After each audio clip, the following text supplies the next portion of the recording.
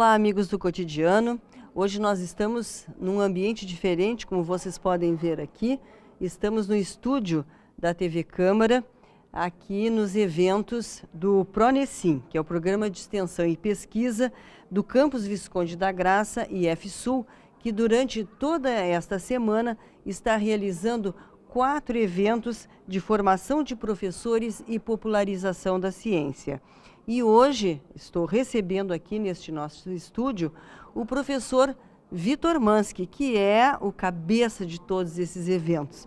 O professor Vitor Mansky, que vai conversar conosco sobre a importância desses eventos, aqui não só para o Brasil, porque são eventos internacionais, mas para a América Latina, porque eles envolvem os países do Mercosul, sobre tudo que vem ocorrendo esta semana aqui, e vamos conversar um pouquinho também sobre a importância disso tudo, o reflexo que isso tudo tem depois na sala de aula, o que pode trazer de benefício exatamente para aquele povinho que vai receber esses professores depois mais entusiasmados, com mais conhecimentos para o nosso aluno. Bom dia, professor Vitor Mansky, um prazer estar com o senhor aqui no nosso cotidiano. Bom dia, Tereza. Por óbvio, é um prazer, primeiro, rever a amiga de tanto tempo lá do Colégio Pelotense, né? E agora estar na condição de entrevistador e de entrevistado e poder falar um pouco dessa coisa que a gente batalha tanto, que é a educação básica, não só em Pelotas, como na nossa região. Pois esse grande evento reunindo professores do Mercosul, Argentina, Chile, Paraguai, inclusive nós tivemos aqui palestrantes, acho que da Espanha e Portugal também, sim, né? Espanha, que vieram trazer as suas experiências, vieram falar até de mundos possíveis na educação, como a doutora Paula Pogre, que fez uma belíssima explanação a respeito. Hoje já se pode ter uma avaliação da importância disso tudo para o futuro da nossa educação? Sim, entendemos que sim, e por isso o convite a tantas pessoas. Na verdade, eram 7 países, né? Os nossos 4 países do Mercosul, onde a professora Paula é a diretora do PASEM, que é o Programa de Apoio ao Setor Educacional do Mercosul, os colegas do Chile, da Universidade de Concepción, depois Paraguai, obviamente Paraguai, Argentina, Brasil e Uruguai, e além disso nós trouxemos a experiência da formação de professores, não só inicial quanto continuada, de Espanha com a Universidade de León e de Portugal com o Instituto Politécnico de Bragança. A nossa ideia neste evento era reunir visões diferentes de formação de professores, não só a formação inicial quanto a continuada, visando, né, olhando para a questão de que às vezes o egresso dos cursos de licenciatura, eles vêm com uma bagagem desenvolvida durante o curso de licenciatura e quando chegam na sala de aula, por N motivos, acabam tendo situações dentro da escola que precisam de uma formação continuada e até mesmo para ver as coisas que estão sendo produzidas em termos de tecnologias educacionais. O que faltaria, então, nessa licenciatura para eles chegarem na sala de aula e terem condições desse convívio inicial?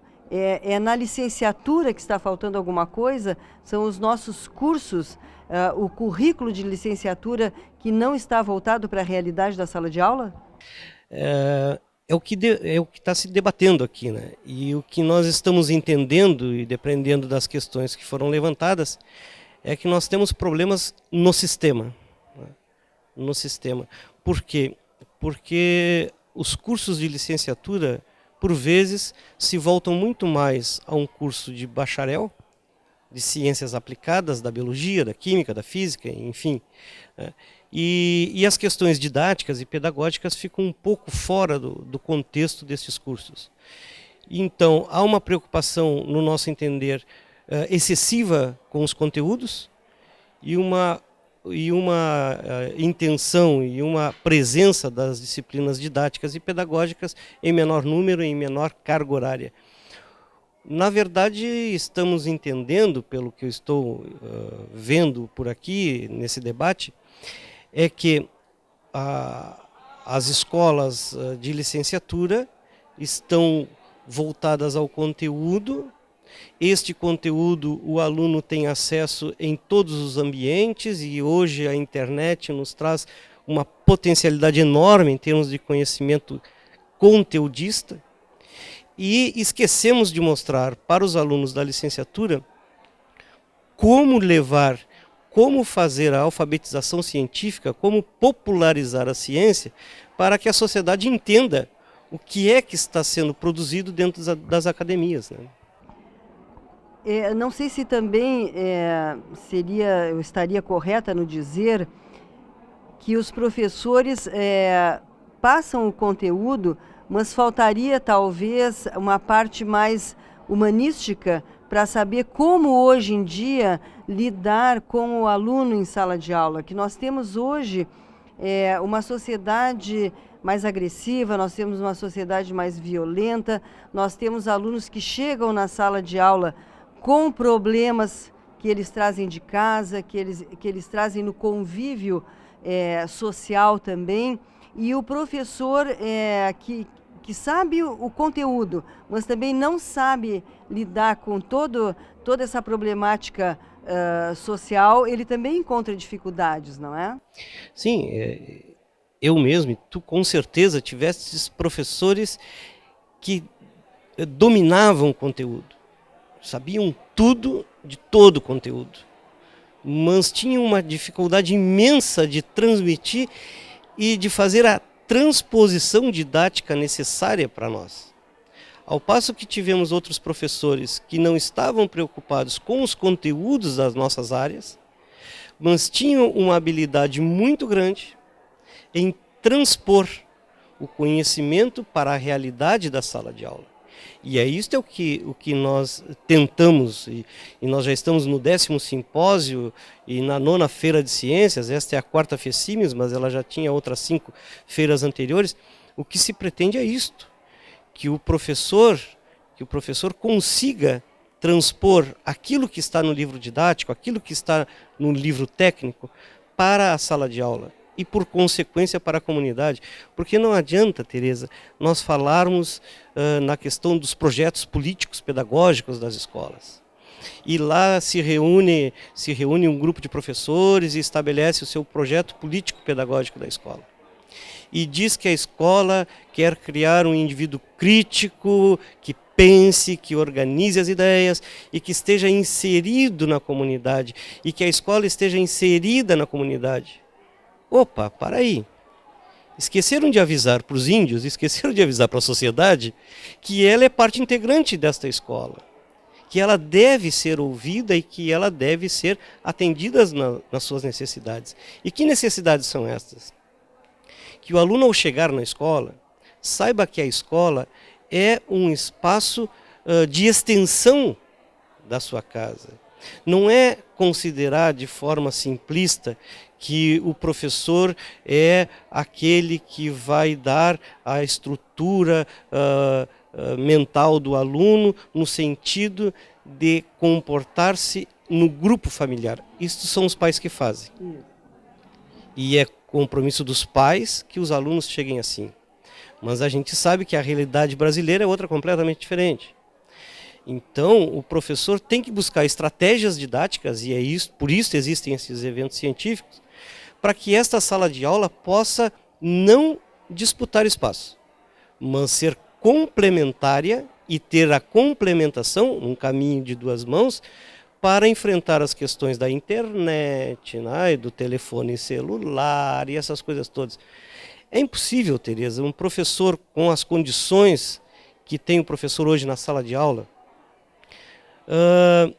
ter a sua sala de aula onde o aluno chega e senta e ouve incansavelmente, né, tudo aquilo que o professor coloca e repete, e muitos colegas ainda lendo o livro didático na sala de aula.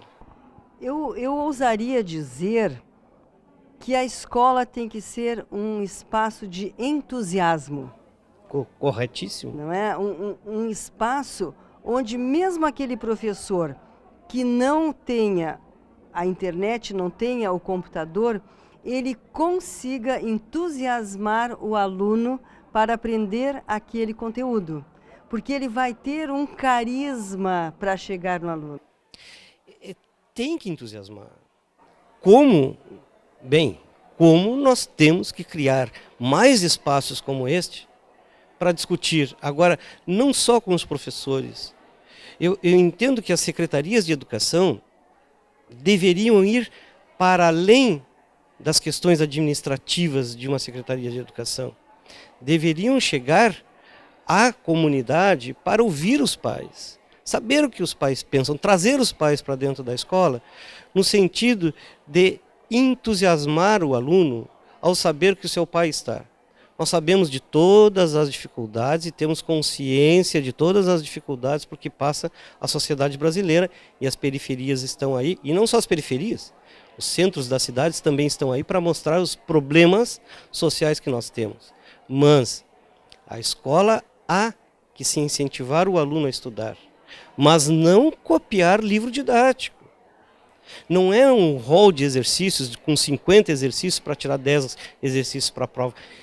Isso o aluno já está cansado, o aluno não quer saber disso. Os pais nos reclamam de que, ao pegar o caderno do filho e não ter uma linha escrita, antes de reclamar, há que ver qual a metodologia está sendo usada pelo professor. Porque tem momentos na sala de aula que é muito mais importante discutir o que apareceu na novela de ontem do que dar um conceito na sala de aula, escrever no quadro e o aluno copiar. Mas o pai, para chegar a esta consciência, tem que saber o que a escola está fazendo. Sim, esse distanciamento entre a sociedade e a escola é que gera este desconhecimento, não é? Lógico. Outra coisa que que me chama a atenção é porque este evento de vocês e todos os outros anteriores toca muito na importância das ciências, na importância da matemática. Por que vocês enfatizam tanto as ciências e a matemática nesse saber, nesse comprometimento em mudar a escola? Como todo bom pescador, né? O pescador tem que saber vender o peixe, é verdade?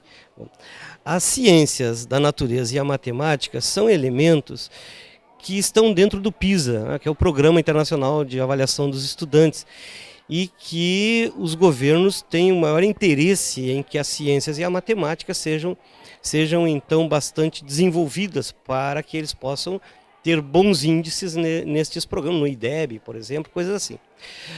Então os recursos que são disponibilizados pelos órgãos fomentadores, eles dizem o seguinte nos editais: ciências e matemática. O que nós fazemos? Eu não deveria estar dizendo isso na TV, porque se algum deles ouvir, pode complicar a situação. Tá, fica em segredo aqui. É um segredo só entre nós dois, nós os três, né? Nós, então, tínhamos uma feira de ciências que era chamada Feira de Ciências e Matemática da metade sul do Rio Grande do Sul. Hoje ela se chama Feira de Ciências e Mais Saberes. A sigla continua, mas o efeito é diferenciado porque na Feira de Ciências é para todas as ciências. Então, a geografia, a história, a música, todas as áreas podem ser representadas na FECIMES, né? Aqui no simpósio, é o Simpósio Sul-Rio-Grandenses de Professores de Ciências e Matemática. Mas nós temos a música, nós temos muitas das outras atividades envolvidas no processo, né? Então, nós temos que discutir o todo. Não podemos ficar restritos às questões das ciências e à matemática. Sim, mas assim, voltando ainda à minha questão, por que exatamente ciências e matemática? O que diferencia essas duas disciplinas das demais para vocês enfatizarem as duas? É que existe um sistema, né? Existe uma metodologia, que é um método científico, e que o método científico, ele, em teoria, Em teoria, não. Mas na crença, sim, de que o método científico é um elemento voltado para as ciências da natureza e a matemática, o que não é verdade. Método científico se utiliza em todas as áreas do conhecimento. Óbvio que na área das ciências sociais ele vai ter uma estruturação. Na matemática, na física, outra estruturação. Na licenciatura, portanto, nas áreas humanas, nós vamos trabalhar um método científico apropriado a isto. Nós estamos mais preocupados com as questões qualitativas do que as quantitativas. Já uma pesquisa que envolva áreas de conhecimento de fruticultura, por exemplo, o pesquisador pode estar buscando quantificar. Então, ele vai precisar de uma metodologia científica mais específica. Mas a área das ciências sociais tem uma metodologia tão quanto física, matemática, química, biologia. Pois é. E eu, na minha santa ignorância, porque desde estudante, matemática e ciências eram exatamente as matérias que acabavam comigo. Eu tinha que rezar, fazer promessa para poder passar de ano. Então, o que eu imaginava? Que eram as disciplinas nas quais vocês enfatizavam todo esse trabalho por serem exatamente aquelas matérias que os alunos têm maior resistência e que talvez os professores tivessem que trabalhar de uma maneira melhor para chegar no aluno. Mas esse é o senso comum. Este é o senso comum. Mas por que os alunos, por vezes, não... eu não gosto de história, tanto quanto não gosta de biologia. Porque a história é ciência. Depende a maneira com que tu vais dar a conotação. Estas áreas, elas são complementares. Não se faz biologia sem história. Não se faz biologia sem o conhecimento do português e da gramática. Não se faz. Não adianta saber conteúdo se tu não sabes expor isto documentalmente. Tu tem que escrever. Então essa questão se volta para as ciências como um todo. Tá? Nós temos que considerar que a música é ciência, que a dança é ciência. E isto nos leva a popularizar as ciências, porque senão fica neste senso comum de que ciências é física, química, biologia e matemática. E existe até mesmo uma diferenciação, ciências da natureza, que é a biologia, a química e a física, e a matemática em separado. Por que a matemática está em separado? Alguns doutos senhores ainda não conseguiram me explicar por que é que nós não... Talvez eu ainda encontre, mas ainda não consegui essa explicação. Por que a matemática não está dentro deste contexto da natureza? Será que a matemática não tem nada a ver com a natureza? Com certeza então, terá. São essas coisas que eu gostaria um dia que alguém me explicasse. E me explicasse mais ainda. Por que a dança não é considerada ciência? Se existe uma sistematização do processo. E se a dança é sistematizada, e se a pintura é sistematizada, então isso é ciência. Professor, nós vamos entrar no intervalinho comercial e já voltamos.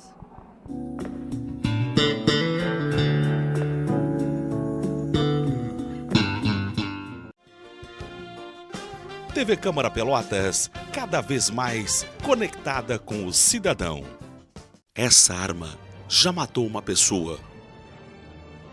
E essa arma matou uma família.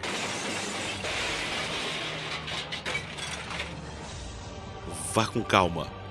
As pessoas esperam. A vida não. Uma campanha da Câmara de Vereadores de Pelotas.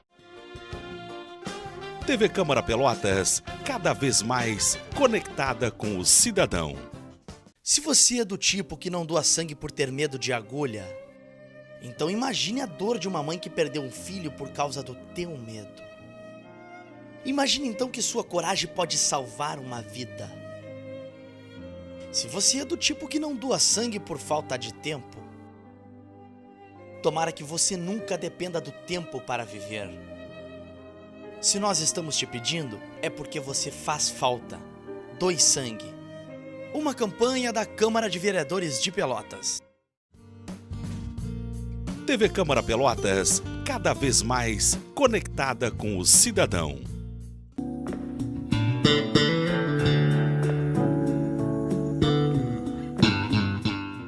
Professor Vitor, eu queria ter lhe feito uma pergunta no primeiro bloco, mas aí passamos adiante, eu vou lhe fazer agora.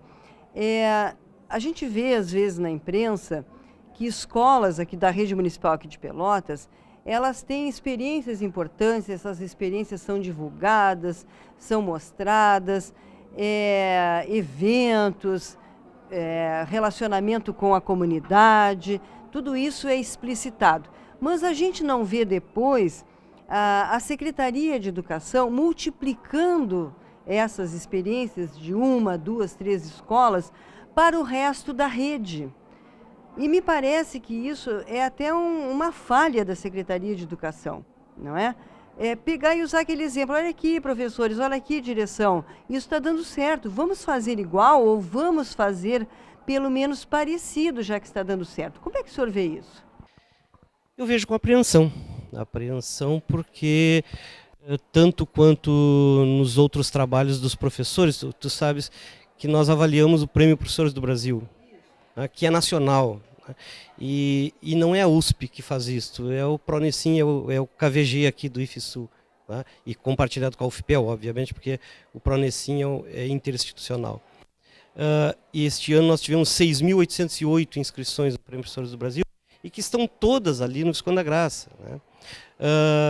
E aí eu vejo isso com apreensão pelo seguinte, nós temos a FECIMES, que é a Feira de Ciências e Matemática da Metade Sul, Ciências e Mais Saberes agora, e nós tivemos a inscrição este ano, agora que vai acontecer neste sábado, nós tivemos a inscrição de 24 municípios, ou seja, ultrapassamos a Zona Sul, com Livramento, com Bagé, com Aceguá e outros municípios, Palmares do Sul, etc. E Pelotas não está, nós não temos escola nenhuma de Pelotas representadas na Feira de Ciências de Pelotas, né? O que será que acontece? Pois é, que pena isso. É um evento promovido por instituições importantes aqui de Pelotas, inseridas na educação local, estadual, nacional e até internacional, e a nossa Secretaria de Educação, o nosso governo local desconhece? Efetivamente eu não sei se desconhece, mas a nacionalização da feira, eu te digo porque os vencedores da FECIMES vão para o Recife na Feira Nacional. E nós temos, agora no sábado, os telespectadores que quiserem podem vir até aqui, estão convidados, estão todos convidados. Nós temos trabalhos do Chuí, Uruguai e Rio Branco. E não tenho certeza, mas eu acho que de Artigas também estarão aqui. Então é uma feira que tem uma mostra internacional dentro da feira, né? E isto nos deixa contrariado, porque nós gostaríamos de ter a representação de Pelotas aqui. E nós não temos. Tivemos até 2012. Inclusive, uma professora, que hoje é nossa colega, e com muita gratidão a gente vê que a Tângela saiu lá do Colégio Pelotense e veio trabalhar conosco lá no Visconde da Graça, né? A professora Tângela ganhou, era professora do Pelotense, ganhou a FECIMES e foi para Recife, ficou lá 3 dias, com todas as despesas pagas, e os alunos dela ficaram 10 meses recebendo uma bolsa do CNPq de R$100. Isto traz qualidade para a educação básica. E, lamentavelmente, Pelotas não participou ano passado, e este ano também não tem escolas que estejam... Aliás, tem uma escola de Pelotas, uma escola estadual, que está participando da feira municipal. E são produtos da sala de aula. Esta feira de ciências, obrigatoriamente, tem que ser desenvolvida em cima de conteúdos da sala de aula, daqueles conteúdos que estão sendo entregues pelo professor, que estão sendo discutidos pelo professor com seus alunos, e que vem para a feira, né? E isso é positivo porque muitas das tecnologias produzidas pelos alunos e os professores para a feira e pelos professores que trazem para o simpósio, né, são elementos, são tecnologias educacionais que nós estamos criando um repositório de tecnologias educacionais lá no Pronecim, para que os professores de Pelotas e os professores de toda a região possam trocar entre si essas tecnologias para testarem em suas salas de aula. Não dá para acreditar que as escolas de Pelotas, que os nossos professores e os nossos alunos não tenham qualidade e não tenham trabalhos capazes de participar de uma feira de ciências, não é? Por favor, eu acabei de dizer que a Tângela foi vencedora da FECIMES. Pelotas já mostrou que tem alta qualidade na educação básica. E aí é uma percepção minha, Tereza. Não há tempo para discutirmos isto, mas é uma percepção minha. O ensino público municipal e estadual, e eu estou generalizando, tem sim e muita qualidade. Em todas as profissões nós temos os bons e os maus profissionais. E não seria no magistério a exceção. Então, mas nós temos alta qualidade entre os colegas. Nós temos que ter, nós professores do ensino básico, temos que ter a olhada diferenciada dos gestores. E esta olhada diferenciada é para que nos deem condições de melhorar a nossa sala de aula. E aí eu falo em infraestrutura mesmo, tá? De sala de aula, que a gente não tenha, que o professor não tenha que dar aula em sala de lata, que o professor tenha um ambiente, que o aluno chegue num ambiente limpo, organizado. Por que tem que ser diferente? Por que aluno e professor tem que trabalhar com classes quebradas, com o quadro arranhado, com falta de lâmpadas? Por que tem que ser assim? Não pode. Isso tem que ser prioridade dos governos. Se queremos que o Brasil, daí a 20 anos, tenha uma juventude entrando na universidade, com condições críticas para cada uma das profissões, vamos cuidar da educação física agora. Da educação infantil, desculpa. Da educação infantil agora. Vamos cuidar dos anos iniciais agora.